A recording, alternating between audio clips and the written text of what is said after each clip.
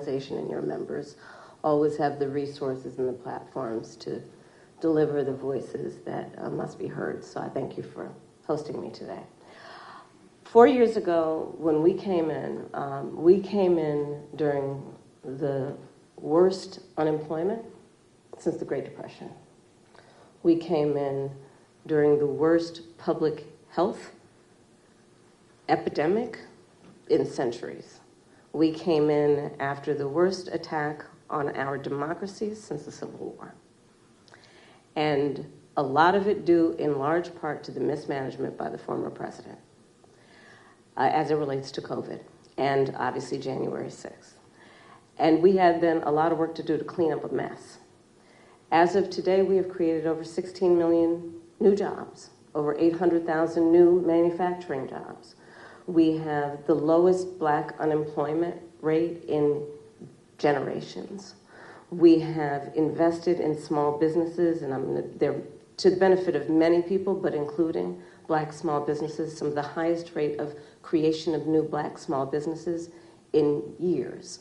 We have done the work of capping the cost of prescription medication for our seniors for issues like insulin. And again, I'm speaking to the Black journalists who care about all people, but in particular, I'll talk about the impact on Black people, where we know Black folks are 60% more likely to be diagnosed with diabetes. And we have now finally capped the cost of insulin for our seniors at $35 a month, capped the cost of prescription medication for our seniors at $2,000 a year, because we, unlike the former president who promised to do it, we finally have allowed Medicare to negotiate drug prices against the big pharmaceutical companies.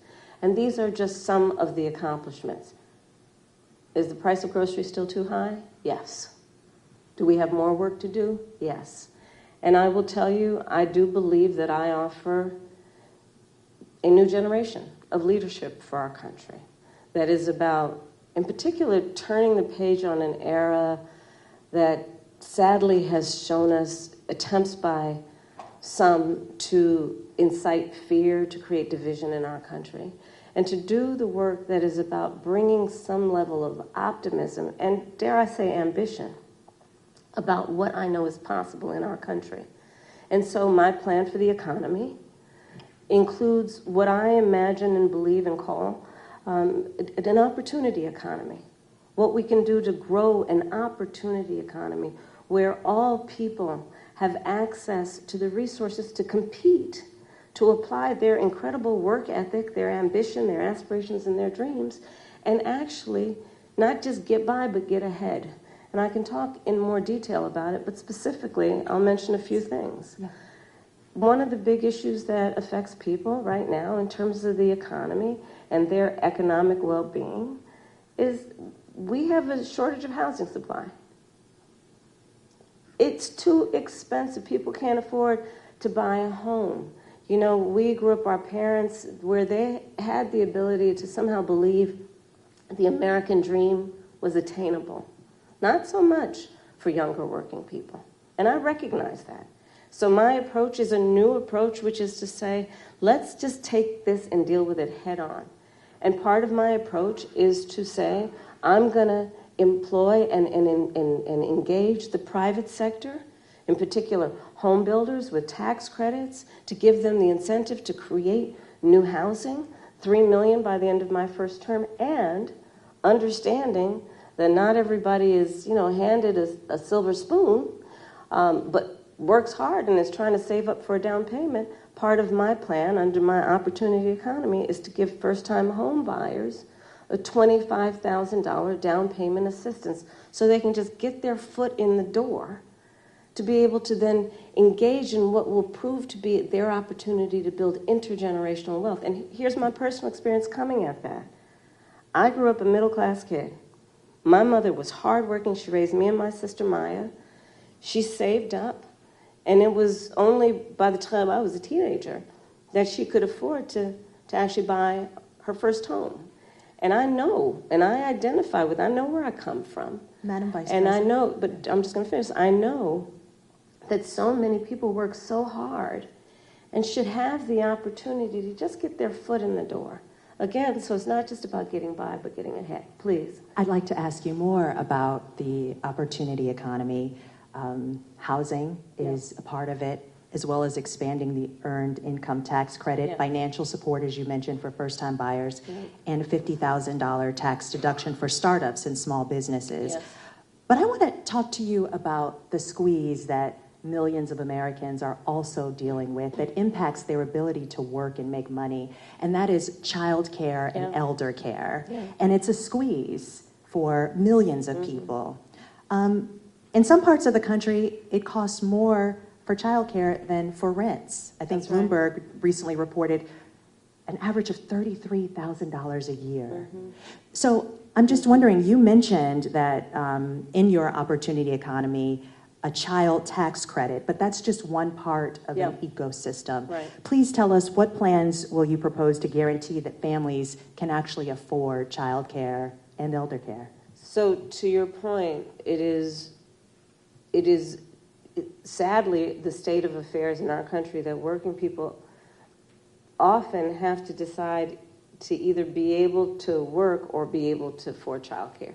Like they can't afford childcare and actually do the work that they want to do because it's too expensive and it doesn't actually level out in terms of the expense versus the income. My plan is that no family, no working family should pay more than 7% of their income in childcare. Because I know that when you talk about the return on that investment, allowing people to work, allowing people to pursue their dreams in terms of how they want to work, where they want to work, benefits us all. It strengthens the entire economy. We saw, for example, during the pandemic what happened. And it sadly has dissipated as a conversation that we need to resuscitate, which is the number of women that had to leave the workforce because of a lack of childcare and home health care. And so many of our families, and in particular women, end up carrying the responsibility. Men do too, of course. What we call people who are in the sandwich generation. Exactly. Who have young children and are also taking care of their parents. And it is just absolutely too expensive for them to be able to work and do that. So my plan is not only about 7% of income for working people for childcare, but also we need to do better for our childcare providers and our home healthcare providers in terms of ensuring that they receive the wages that they deserve based on the dignity of their work. I have spent time with home healthcare providers, and their work is some of the most taxing work you can imagine. And I actually, when my mother was sick with cancer, did a lot in terms of taking care of her. And the work that is about taking care of a loved one, in particular an elder, is extraordinarily heavy in terms of the emotional toll, the time it takes, and we do it because that is what we do, but not everyone has the ability to take time from work to do it, and they need help, and we need to make sure we have home health care workers that can help them. But I want to also get back to the earlier point that you made about extending the child tax credit. So part of my new approach is we need to expand the child tax credit. And so part of my plan that is under an opportunity economy is to extend and expand the child tax credit to $6,000 so that young families in particular, for the first year of their child's life, which is an extraordinarily important time in their development, have the resources to be able to buy a crib, buy a car seat, buy children's clothing, and not have to worry about whether they're going to be able to meet their other needs. And I don't need to remind anybody here, especially these esteemed journalists, but when we expanded the child tax credit a couple years ago, we reduced black child poverty by half. And so again, if you talk about the benefit, and if you think about the benefit to the economy overall, it strengthens our economy to do things like pay attention to affordable child care, affordable home health care, and extending the child tax credit.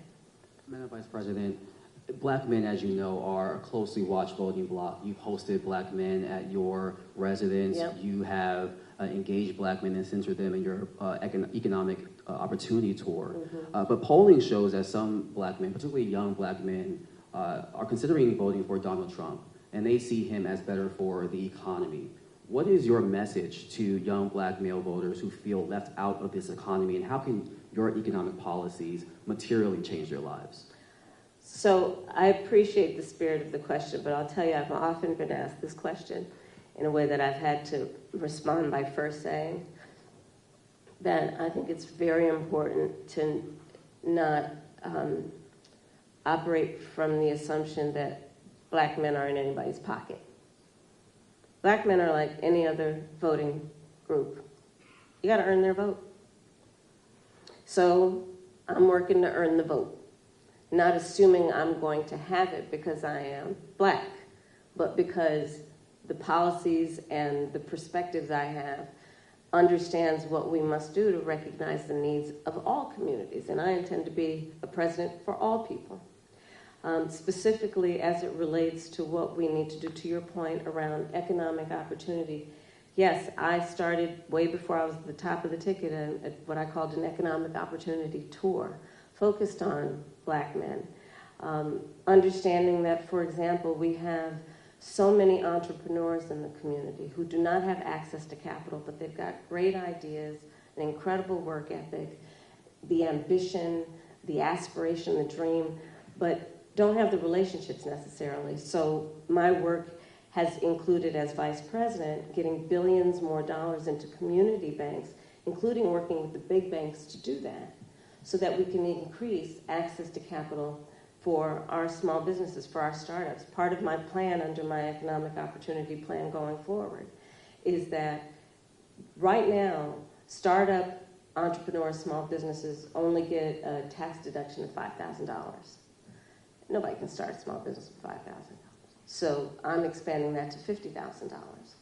Understanding, again, that when people have the opportunity to have the resources to get started, they're going to put the good ideas, they're going to put the hard work into it. And part of what I also know is that our young black men, just like any group of people, anybody, our small businesses are really the backbone of our economy overall. And when they do better economically, we all do better. Part of my work is about understanding what we need to do in dealing with, for example, the historic inequities that have faced the black community around home ownership, right? I don't have to go through the history with anybody here about what that has meant in terms of redlining, what that has meant in terms of biases and home appraisals, and what the impact it has had on stemming the opportunity to build intergenerational wealth because of those obstacles. So part of the work that I have done and will continue to do is identify, speak truth about those obstacles, and address them. Another example is medical debt. 1 in 4 black families or individuals is more likely to carry medical debt than others. So part of my perspective, and as vice president, part of the work that we have done is to say that we're going to eliminate medical debt from being on your credit score. Because until now, medical debt worked against your credit score, and people know their credit score like your weight, right? You know that number. And the difference between what that number is and what it needs to be is the difference between you being able to get a car loan, a small business loan, or even a lease on an apartment. And so part of my approach is understanding the obstacles that traditionally and currently exist to allow anyone, including black men, be able to achieve economic wealth. And I'm going to tell you, I don't think it is sufficient to just only talk about economic policy around reducing unemployment. It is an important marker, and I'm proud of the work that we've done thus far. But it should be a baseline there. Everybody's working. The point is, do people have an opportunity to build wealth? If that's what they choose to do, if that's what they want to do. And a lot of my perspective as we go forward is just that. I believe that there are a lot of opportunities that are available to the American people if we just see people and understand what they want for themselves and their families and then meet them where they are. Madam Vice President, I want to switch gears a little bit and talk about the war in Gaza. You've called for a ceasefire hostage deal and a two-state solution as an end to the war for many months now. And while you've expressed support for Israel to defend itself, a two-state solution and a ceasefire are at odds with what Benjamin Netanyahu has said is their right to defense. If it matters, as you say, how Israel defends itself, where do you see the line between aggression and defense?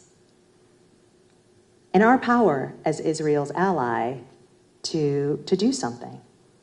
Okay, a lot to unpack in what you just said. So let's start with this.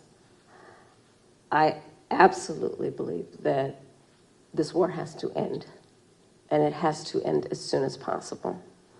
And the way that will be achieved is by getting a hostage deal and a ceasefire deal done. And we are working around the clock to achieve that end. Stepping back, October 7, 1,200 Israelis were slaughtered, and actually and some Americans, by the way, in that number, slaughtered. Young people who were attending a concert, women were horribly raped. And yes, so I have said, Israel has a right to defend itself. We would. And, but Madam Vice President, but let me finish. My ask is the difference between aggression and defense. No, but it's important to put it in context, which is what I'm doing, and I'll get to that. And so how it does so matters. And far too many innocent Palestinians have been killed. Women and children. We have seen with horror the images coming out of Gaza. And we have to take that seriously. And we have to agree that not only must we end this war, but we have to have a goal of a two-state solution, because there must be stability and peace in that region, inasmuch as what we do in our goal is to ensure that Israelis have security and Palestinians in equal measure have security, have self-determination and dignity. A question for you on that, though. What levers does the U.S. have to support Palestinians in their right to self-determination? And is it even possible as Israel's ally? Well, absolutely.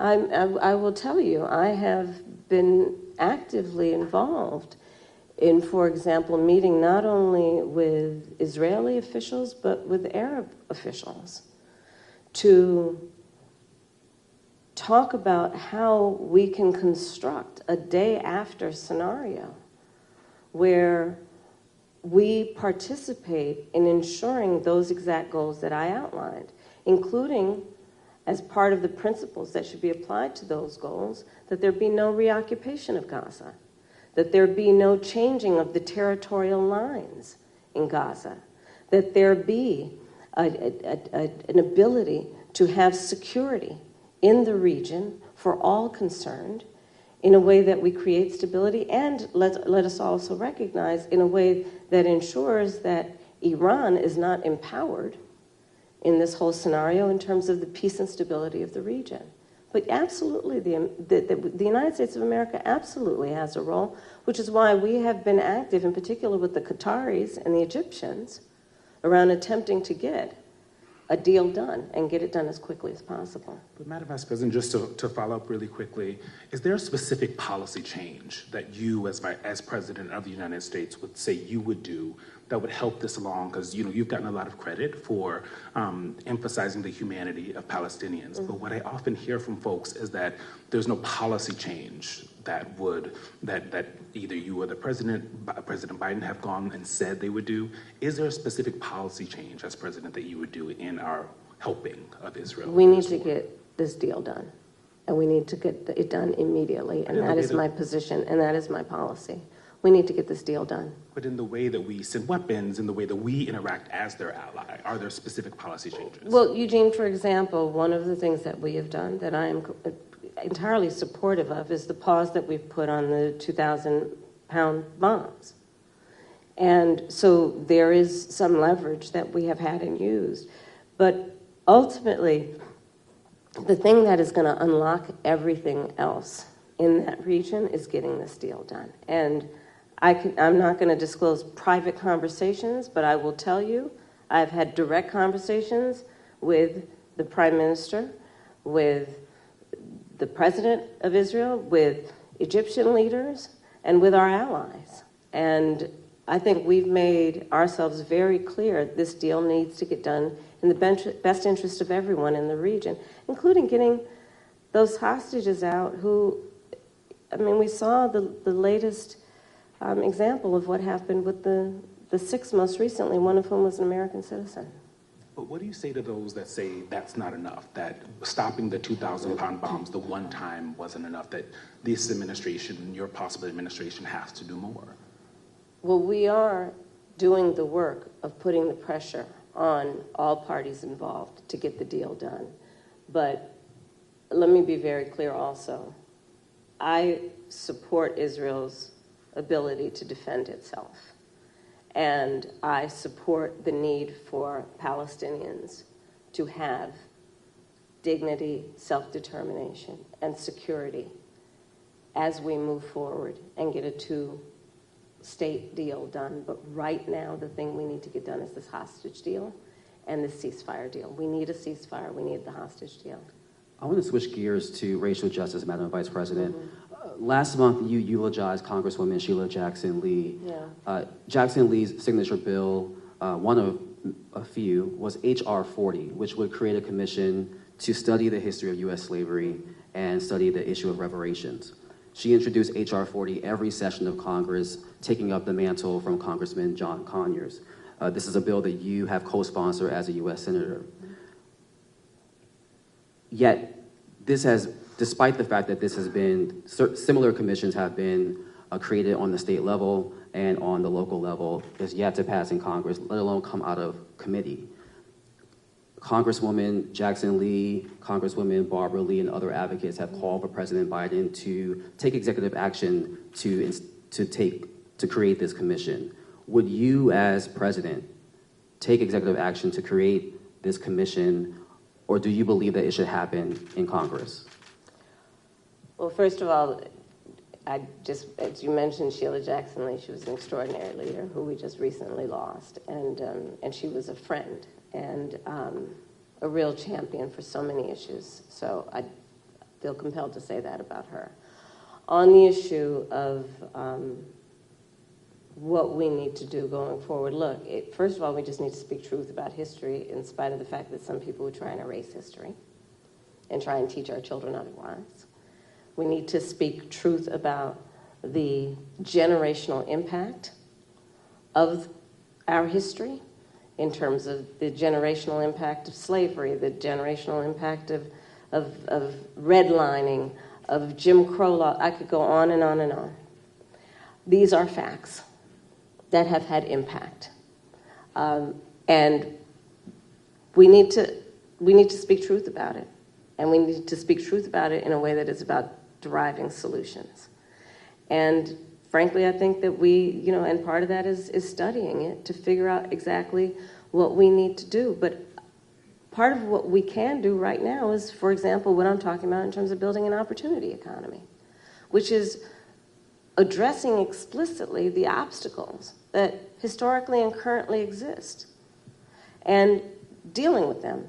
Student loan debt, medical debt, bias in home appraisals, what we need to do in terms of dealing with an issue that I have championed for years, Black maternal mortality, which is the fact that Black women are 3 to 4 times more likely to die in connection with childbirth than other women.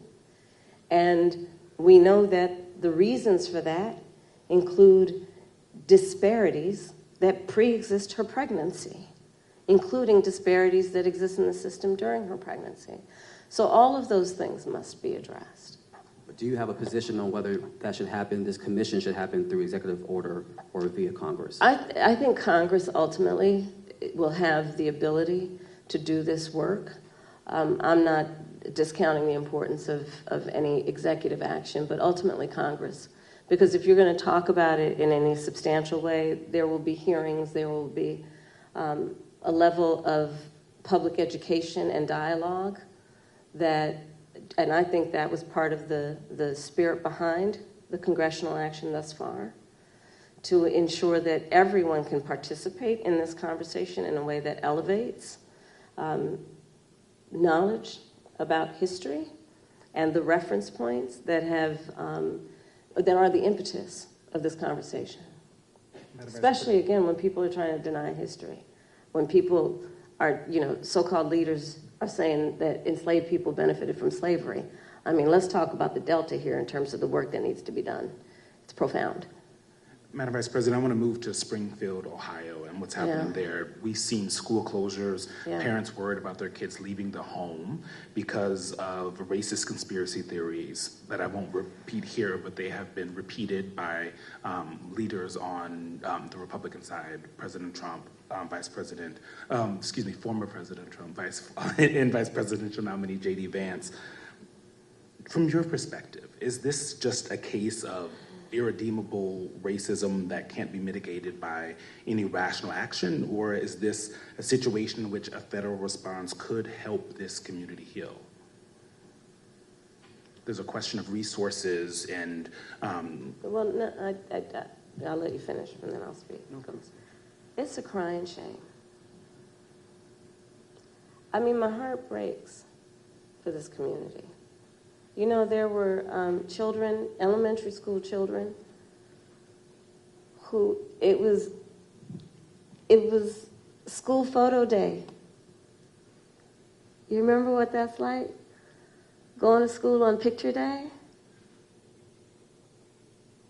Who were dressed up in their best, got all ready, knew what they were going to wear the night before, and had to be evacuated. Children.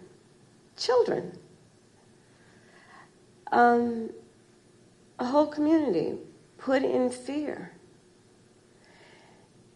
And I'll say a couple things about it. One, I learned a long time ago in my career, having a background as a prosecutor,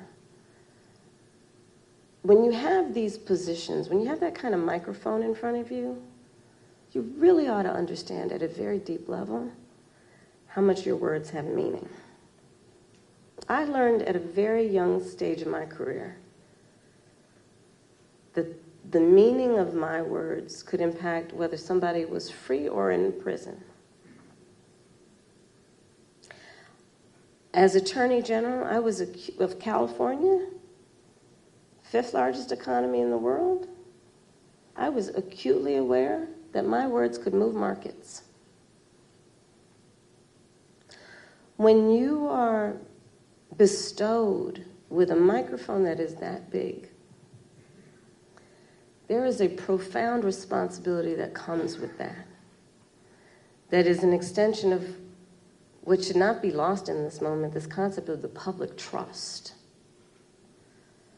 To then understand what the public trust means. It means that you have been invested with trust to be responsible in the way you use your words, much less how you conduct yourself. And especially when you have been and then seek to be again President of the United States of America. And so I go back to, it's a crying shame, literally.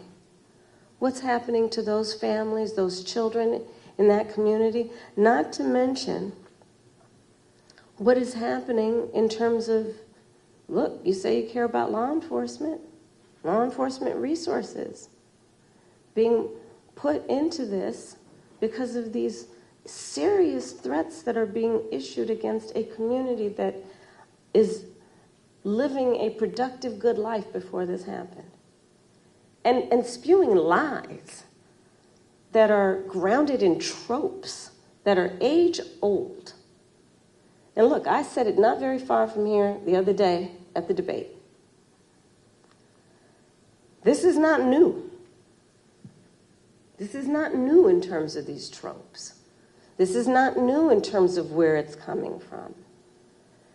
And, whether it is refusing to rent to black families, whether it is taking out a full-page ad in the New York Times against 5 innocent black and Latino teenagers, the Central Park 5, calling for their execution, whether it is referring to the first black president of the United States with a lie, birther lies. And look, the American people deserve, and I do believe want better than this. I do believe that. I know, the vast majority of us as Americans know we have so much more in common than what separates us. I know that. I know that regardless of someone's background, their race, their gender, their geographic location, I know that people are deeply troubled by what is happening to that community in Springfield, Ohio. And it's got to stop. And we've got to say that you cannot be entrusted with standing behind the seal of the President of the United States of America, engaging in that hateful rhetoric that, as usual, is designed to divide us as a country, is designed to have people pointing fingers at each other. It's designed to do that. And I think most people in our country, regardless of their race, are starting to see through this nonsense and to say, you know what, let's turn the page on this. This is exhausting, and it's harmful, and it's hateful, and grounded in some age-old stuff that we should not have the tolerance for. So let's turn the page and chart a new way forward and say, you can't have that microphone again. Madam Vice President, I'm switching gears again. Okay. Quick question. I want to talk to you about gun control. So you've said you support an assault weapons ban and universal background checks, and we actually learned during the debate that you are a gun owner. Mm-hmm. But in cities like Philadelphia, handguns are responsible for most homicides and violent crime. The most recent FBI data shows handguns were involved in 59% of murders in our country. How will you address the issue of the use of handguns? Because a push for an assault weapons ban only addresses a significant but small part of the problem. So, first of all, yes, I am a gun owner, and Tim Walz is a gun owner, and we're not trying to take anybody's guns away from them. But we do need an assault weapons ban. Assault weapons are designed to kill a lot of human beings quickly. Yes, and have assault no weapons place ban. and Yes. have no place. I'm going to get to it. Yes. And have no place on the streets of a civil society. We need universal background checks, which, to your point about handguns, is about saying that it is just reasonable to want reasonable gun safety laws that say we should do background checks that we ought to know. It's just reasonable. You might want to know before someone can buy a lethal weapon if they've been found by a court to be a danger to themselves or others. You might just want to know. And respectfully, we do understand that. But you're asking Yes. about... I'm you're asking specifically about handguns, because many of those handguns aren't universal purchased in background places. checks Yes. apply to handguns. Yes. They do. But in And many instances, those handguns aren't even bought lawfully. Yes. Which is why I also have been very adamant for years. In fact, I myself protested at a gun show probably 10, 15 years ago about the gun show loophole and why we need to close that.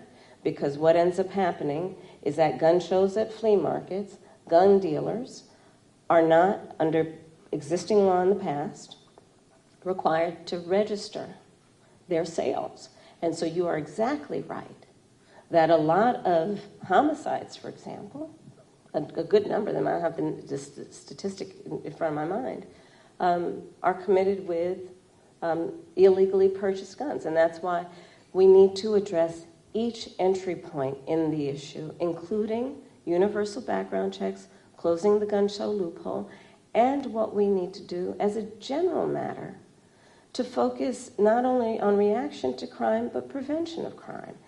So you're raising a very important issue that has many facets, including what we need to do in terms of reasonable gun safety laws and what we need to do around crime prevention, what we need to do around crime deterrence. But listen, I have personally prosecuted homicide cases. I have held the hands of mothers who have come to me crying, who have said, I only want to talk to Kamala, because they knew when they sat down, I would treat them with the dignity and respect that they were entitled and due about the loss of their child, often their son, to gun violence and the need to take it seriously. And we must take it seriously. In every way, understanding it's not just about a soundbite. It's about a comprehensive approach that deals with the tragedy of, to your point, everyday gun violence in America. It's real. It has had a profound impact in terms of trauma that for the most part has gone undiagnosed and untreated. The trauma that exists in communities around the violence of losing their children, losing a brother, losing a father, an uncle. All of that must be addressed, and we have to have a holistic response to it. Are there things we haven't thought about yet? Because every time we bring up this issue of gun violence, universal background checks comes up and a ban on assault weapons. Are there other solutions that you're also thinking about that will get at this issue? Absolutely. For example, part of what we did as vice president with the president, we were able to pass the first meaningful gun safety legislation in 30 years. And part of what that involved was millions and millions of dollars to put more mental health counselors in public schools, right? Because we know that there is an aspect of this that is about treating the trauma and dealing with it at its source before it ends up manifesting itself in a problem. There is the work that we need to do that is about putting resources into communities around violence prevention. I've been a big advocate of that for years, which includes what we need to do around putting resources into community-based intervention that is not just requiring on the good people in the community to volunteer to do the intervention, but actually paying people to do it because it's a full-time job. It's about understanding what we need to do to, again, understand that, to your point, we have to have a holistic response to this issue and prioritize it instead of reacting to the tragedy that, sadly, they are too predictable. Let's all agree, enough of that. There are very few solutions that we haven't thought of. We need to put the resources into them. Madam Vice President, we want to move to the topic of reproductive access, something that you have worked in leading on both for the administration, Democrats, and now the top of the ticket. You've said that as president, you would want to codify Roe. If it came to your desk, you would sign a bill that did that. Roe protected access until fetal viability, which it also says is, quote, at about 7 months, but it may occur earlier, even at 24 weeks. So do you similarly support also codifying Roe's restrictions, which allowed states to ban abortion in the 3rd trimester of pregnancy unless necessary to save the mother's life? We need to put the protections of Roe v. Wade back into law. And when that bill gets passed by Congress, I will proudly sign it into law. Understand what is happening in our country. Over 20 states have passed what I call Trump abortion bans because I understand how we got here. The former president handpicked 3 members of the United States Supreme Court with the intention they would undo the protections of Roe v. Wade. They did as he intended, and in state after state, laws have been passed criminalizing healthcare providers. I don't know if anyone here has heard most recently the stories out of Georgia. Tragic story about a young woman who died because it appears the people who should have given her healthcare were afraid they'd be criminalized after the Dobbs decision came down. Laws that make no exception even for rape or incest, which means that you're telling a survivor of a crime of a violation to their body that they have no right to make a decision about what happens to their body next, which is immoral. An approach that doesn't take into account that most people, I think, agree you don't have to abandon your faith or deeply held beliefs to agree the government should not be telling her what to do with her body. If she chooses, she will talk with her pastor, her priest, her rabbi, her imam, but it should not be the government or Donald Trump telling her what to do about her own body and her life. So that's where I stand. We need to put back in place the protection of Roe v. Wade, and put that And into those law. and those restrictions that are also in We law. need to put back in place the protections of Roe v. Wade and let an individual, in consultation with her doctor, make the decision based on what she can determine, because she's smart enough to know what's in her best interest instead of having her government tell her what to do, especially a bunch of people in these state capitals who think they're in a better position to tell her what to do than she is to know what's in her best interest. Before we conclude, Madam Vice President, the Joyful Warrior has been used to describe You your didn't campaign. see that just a minute ago, though. Okay, I'm back to my joyful part. And your opponent and Republicans have at times weaponized you laughing in campaign ads, for example. Why is joy important to you to insert into this election? And what do you make of Republicans using that as a way to suggest that you're not a serious candidate? Well, sometimes I think, and I'll say to whoever the young people are who are watching this, there are sometimes when your adversaries will try and turn your strength into a weakness. Don't you let them. Don't you let them. I find joy in the American people. I find joy and optimism in what I see to be our future and our ability to invest in it. I find joy in the ambition of the people. I find joy in the dreams of the people. I find joy in building community. I find joy in building coalitions. I find joy in believing that the true measure of the strength of a leader is not based on who you beat down, but who you lift up. And I think we should all find joy and have a sense of optimism about who we are as Americans and what we mean to each other and what we can do to lift each other up. Madam Vice President, President Biden spoke to former President Trump after the attempt on his life this weekend. Have you spoken to him? I have. And earlier today, I assume? Yes. How'd that go? You want to give us some intel? Sure. I checked on him to see if he was okay. Yeah. And I told him what I have said publicly. There's no place for political violence in our country. I am in this election and in this race for many reasons, including to fight for our democracy.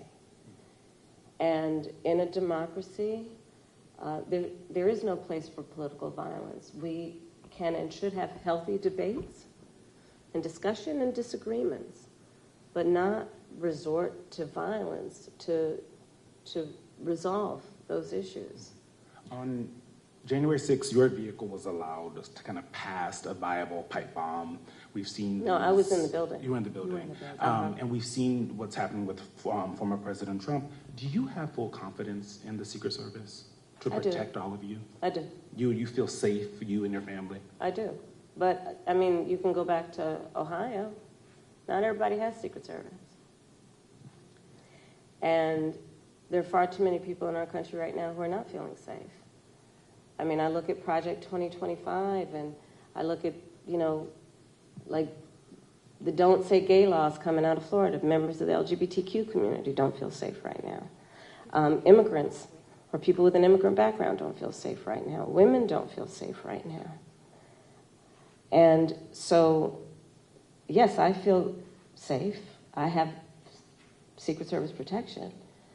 But that doesn't change my perspective on the importance of fighting for the safety of everybody in our country. And doing everything we can to, again, lift people up and not beat people down so they feel alone and are made to feel small and made to feel like they're somehow not a part of it or us. Madam Vice President, thank you so much for your time. Thank you. Thank you. I've appreciated it. Thank you. Thank you.